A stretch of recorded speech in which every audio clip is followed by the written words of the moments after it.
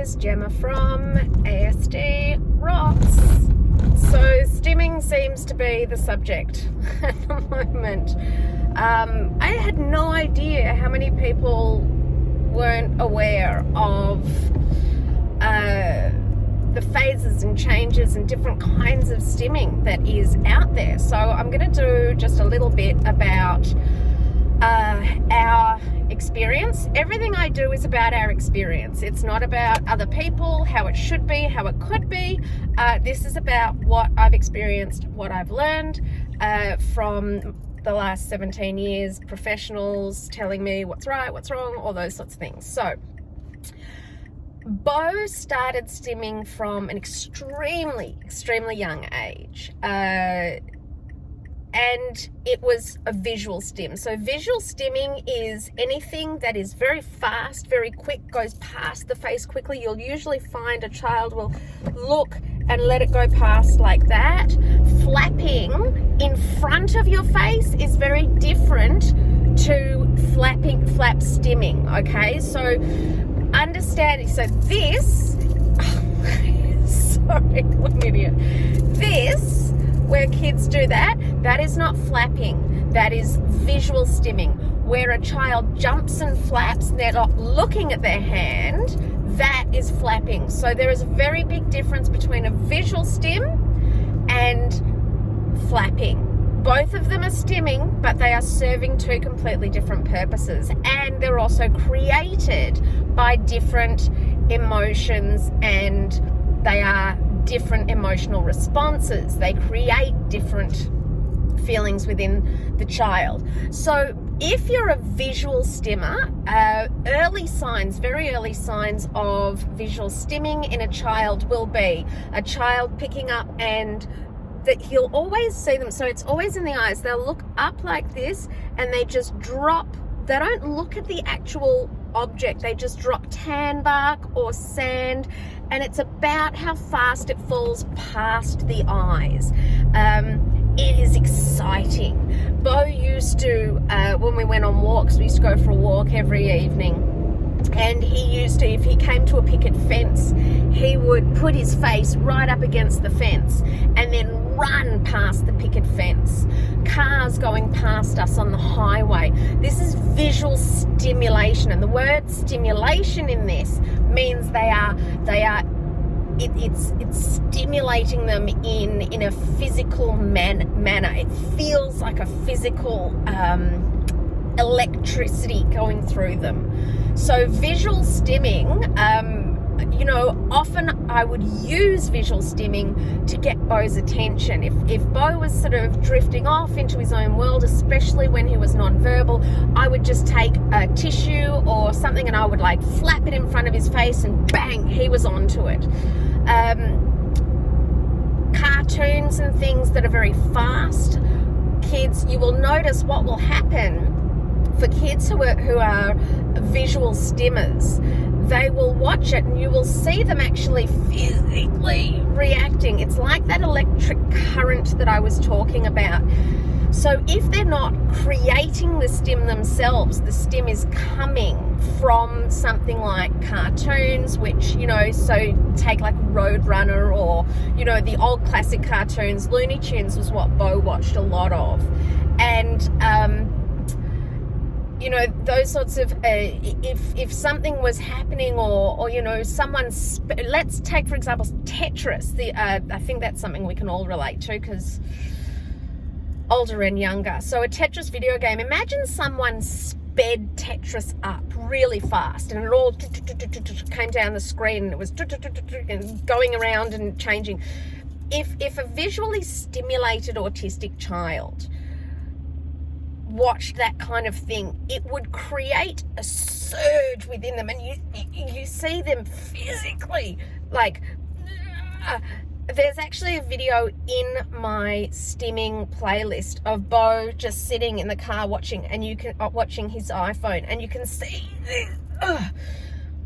now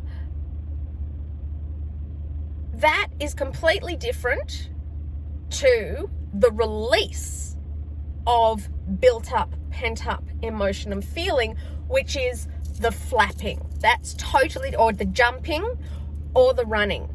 Also, it's really important to know that stimming progresses and changes with the person, with the child, as the child gets older. Stimming will change. Although Beau used to do what we always called it the Beau dance, and it was always just before dinner. It was after he had food at night, before he went to bed, he would do the Beau dance, and he would just do what you see him doing, which is that stim running. But he never had a phone to do it with. He would just go off in his mind, and one day, because we didn't know a lot about autism. In fact, I knew nothing about autism 17 years ago. Why would you? If you don't have it in your life, why on earth would you know anything about it? So one day, Richard and I decided to get up and join Beau to show him that it was okay, and we were totally fine with it. I think he was about 4 or 5. That was the wrong thing to do. He got really upset. He was still non-verbal, but he went into this. That's what he used to do when he'd have a meltdown. He'd have this really high-pitched squeal. He thought we were making fun of him, and he was really unhappy with us doing it. We never did it again, but sometimes you got to try to know. The other kind of stimming is what's called verbal stimming, and you'll see it in a lot. It looks a little bit like muttering, but the muttering is the repeating of words. They're not, when we verbal stim, or when children or adults verbal stim, in general, it is not new sentences they're creating. They are replaying scenes or sections verbally, or things they've heard over and over again. One of Beau's verbal stims for years was from a Looney Tunes cartoon. It was Sylvester and Tweety, and they were on a boat, and Sylvester was chasing Tweety Bird, and the boat was going up and down, and Sylvester kept getting seasick. And right at one time, when Sylvester caught Tweety Bird in his hands, Tweety came up with the idea of saying, rocking, the boat was rocking back and forward, up and down, and then all of a sudden Sylvester turned green and couldn't eat Tweety, and Tweety said, oh look, the poor putty cat turned green again. Now, those words were his stim, and I'll try and find a specific clip I've got of him. It is on there. It is in a playlist, and it's called, the actual video is called So Much Autism, and it's a video of Beau. He's 3 or 4, and he's sitting in front of the computer. Actually, I'll add it to this playlist, I think. And he's sitting in front of the computer, but he's totally tuned out, and he's just verbal stimming, and you can hear him going, oh, green again. Now, the was words he didn't understand, words he couldn't recreate. He didn't know what was in between the rocking, and he couldn't say poor putty cat. So he just would go queen again, and he would just say this whole sentence, up and down, rocking, oh, again. I don't know what was going on in his head. I assume he was actually watching the video in his head, but you can see he is completely unaware of what is around him, where he is just totally in that daydream state. So verbal stimming will come for and because of a number of reasons. It is not just a response. We often revert to our knowledge of things like autism through movies and popular culture. So Rain Man in my time was the only thing we really knew about autism. And amazing. If you haven't seen it, it is an amazing movie based on an actual person called Kim Peek, who was in a lot of ways a savant, an autistic savant. I mean, no one really makes movies about just an autistic kid who stays an autistic kid and doesn't really get any better.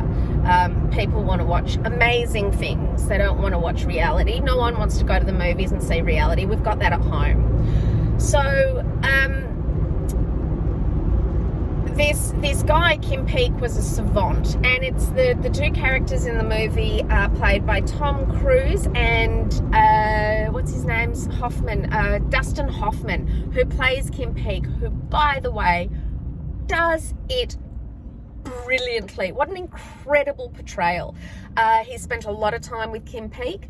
Kim Peek lived with his father for his entire life. He was not capable of being independent until his father passed away. Rain Man is the name of the movie, and in this movie he has a particular verbal stim, which is who's on first, what's on second, something like that. What's on first, who's on second. You know that. It's very famous baseball. I think it's a comedy routine. People like the something brothers. I can't remember. Anyway, his verbal stimming comes from when he's taken out of routine, when he's nervous, when he's worried, when he's concerned. It's a verbal stim. It's a comfort. He starts repeating this one sentence: who's on first, what's on second, who's on first, what's on second. That is a verbal stim that is a response to a negative environment. Anything that is creating, he needs to create routine. Verbal stimming does not only come as a response of negative influence. It can be a response of just going off. In fact, Bo still verbal stims. Bo used to verbal stim at night for like 8 hours past. Sometimes it's processing. Sometimes verbal stimming is just processing, and they're saying the same thing over and over again until they get it or until they understand. So my main point with verbal stimming, with flapping, jumping, all of these things, there's not one sort of response and reason. You don't get verbal stimming only if they're upset. You don't get visual stimming or, flapping only in these circumstances. It changes, and they are both internally initiated and externally as a response. The one thing I will say, and guys, just, pump the questions at me in regards to stimming, because it is so important. Never, ever stop your child from stimming. And the one thing I will say is a story that was told to me by the incredible, wonderful Richard Eisenmeyer, who I have an interview with coming up really soon that I am so stoked about.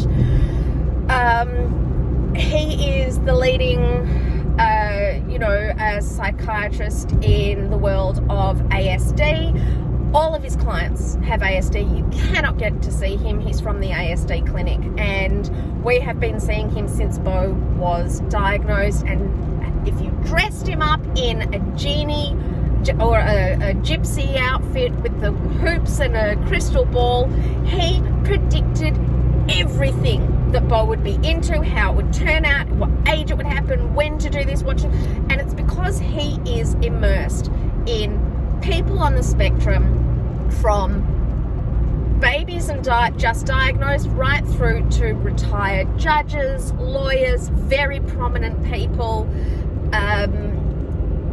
living under the radar, but autistic. So he explained to me, when I was talking to him about stimming, I was concerned about Bo, and he explained it to me like this, and this is verbatim, so just relax. Stimming is as important to a person who's doing it, and is as much of a release as masturbation. That is how much of a physical release stimming can be. Never ever stop your child from stimming. Just teach them where it is appropriate to do it, okay? So if you have a really big flapper, they are releasing that energy. They are releasing all of that bender, and they need to. And he told me a story about this woman who was this incredible top-end lawyer that was a client of his, and she was a flapper, and she had a really intense, hardcore court case, and when it came to recess in the court, she walked out, she'd lock herself in the bathroom, and then she would just flap for the entire time of the recess, and it would reset her. It would get out all the anxiety. It would get out whatever she needed, and then she would go back into court and kick ass, win cases, do whatever it is, because she was a brilliant lawyer. So it is about learning, not stopping your child, but teaching them where is appropriate and where is okay to be performing these acts. Just the same as masturbation. It is okay to do, but you don't do it outside of certain places. And this is the same thing. If you have a flapper, if you have a jumper, if you have someone who is a skipper, runner, rocker, what you need to do is never stop them. Don't ask them, but tell them where is and where isn't appropriate to do it. Now, I don't really personally have any issues whatsoever with Bo doing his stim running in a shopping centre. I just don't. He's bored. He doesn't really want to, he's not thinking about, what do we need to get for home? He's just in his own little world, as he describes it, imagining, and he's happy and he just runs up and down. However, I don't allow him to do it in a restaurant. We don't go to restaurants very often, obviously, but you can understand. And now home is always a place I never, other than if it's damaging him or if it's causing damage to his body or the house or something like that, I believe that at home, they should be allowed to stim as much as they want, whatever kind of stimming it is. Now, there's some people that may want to choose to teach their kids, go into your bedroom and do that. That's fine. There's no problem with that. But never stop your child from being allowed to stim at all. It is an absolutely massive and important part of their life. They cannot get reset. They cannot express, especially if they're nonverbal, especially if, they haven't got the ability or they're lower on the spectrum where, they're not able to control certain things. The one thing they really need is verbal stimming or flapping or jumping or any of these kinds of stims. So again, you want to teach them, for example, if their verbal stim is quite shocking, you might have all of a sudden someone might, almost Tourette's-like, and there is a fair bit of a crossover in this sort of world.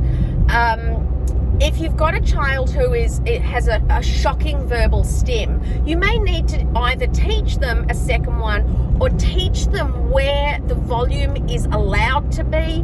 Slowly expose them to the idea from an early age, from as soon as you start seeing these stims come through, is this going to be okay at school? Is this going to be okay in public? Now, I have no problem, once again, with Bo doing his stim running, which is what he does every single day, every recess and every lunch. I don't have a problem with it, and neither does school, and neither does anyone at school. We don't have issues with it. So you know what? I don't stop it. He has been concentrating solely on what they want him to do from the minute he got to school to the minute recess started. Let him have it. Let him have it, and then he can reset, go back into school. He gets to do until lunchtime, and then he just stim runs, eating his lunch, doing whatever. He just stim runs for the entire of lunch while he's eating on his own, back and forward, replaying. He's verbal stimming. He's not allowed his phone, so he's definitely at school, so he's definitely doing a bit of a verbal stim. He's replaying something in his mind, something's going round and round, and he's just back and forward, and everyone just leaves him alone, lets him do his thing, and then he goes back into class, kicks ass, gets a 97% in physics, chemistry, all of that sort of stuff. And without that release, he simply wouldn't be able to do it. So that's my 2 cents worth or 20 minutes worth on stimming. There is so much more to it, guys. There really is. Ask your questions. I'll try and answer them the best I can. Until then, ASD rocks.